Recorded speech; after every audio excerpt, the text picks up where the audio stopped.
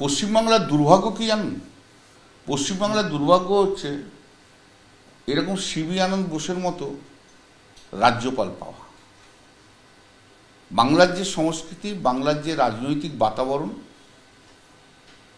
সেই রাজনৈতিক বাতাবরণে এরকম ব্যাকবোনলেস গভর্নর ভাবা যায় না। একদম political agent of the BJP, ভারতীয় জনতা পার্টি। গভর্নরের উচিত কি ছিল দুদিন ধরে?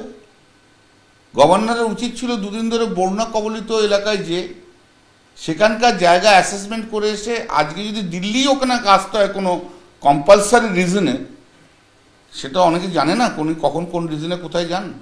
তো কম্পালসারি রিজনে যদি ওনাকে আসতে হয়, তাহলে আজকে উচিত ছিল এসে সেই অ্যাসেসমেন্ট করে এসে 10,000 15,000 কোটি টাকা বা 20,000 কোটি টাকা প্রধানমন্ত্রীর কাছ থেকে চাওয়া, যে বাংলার ডেভেলপমেন্টের জন্য। কিন্তু উনি উল্টো পথে হাঁটলেন।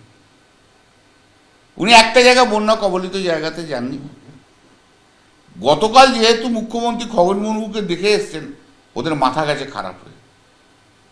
একটা পলিটিক্যাল ইস্যু তৈরি করবো ভাবছিল, তো সেইখানে পলিটিক্যাল ইস্যু তৈরি করতে গিয়ে তো মমতা বন্দ্যোপাধ্যায় চলে গেছে। কোন এরিয়ায় দিয়েছিলেন ওনারা দেখা করতে, কাউকে নোটিশ না দিয়ে, কাউকে পুলিশকে না জানিয়ে।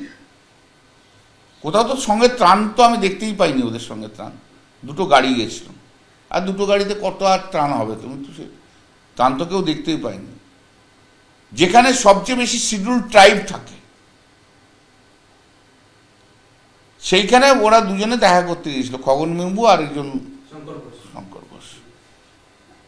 তো জনতা যদি খেপে যায়, তাহলে তো কি করা যাবে ওদের ওপর?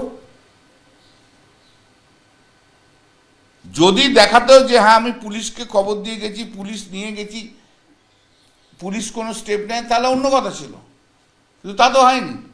সঙ্গে নিয়ে গেছে তো সিআইএসএফ, আর অমিত শাহের সিআইএসএফ গুলো ছাগলের মতো সেখানে দাঁড়িয়েছিল।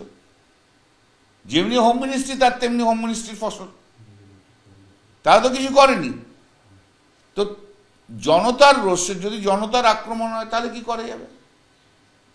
দিনের পর দিন খেপিয়েছ, যা তা ভাষাতে গালাগাল করবে।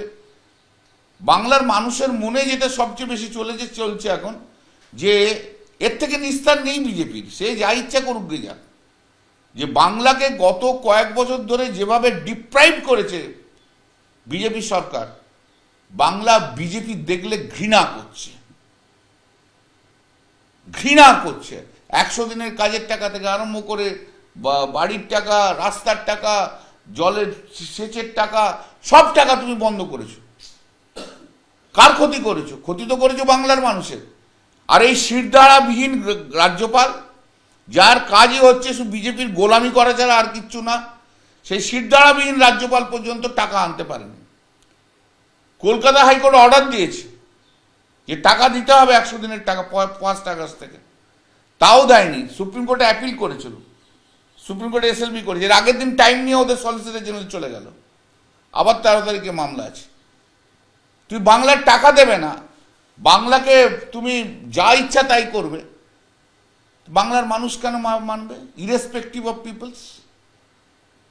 রাজনীতিটা পরে, রাজনীতিটা আছে, বাংলার মানুষ বোঝে বাংলার উন্নতিটা কে করছে, বাংলার বাধা কে দিচ্ছে, আর সেই জায়গাটা পরিষ্কার।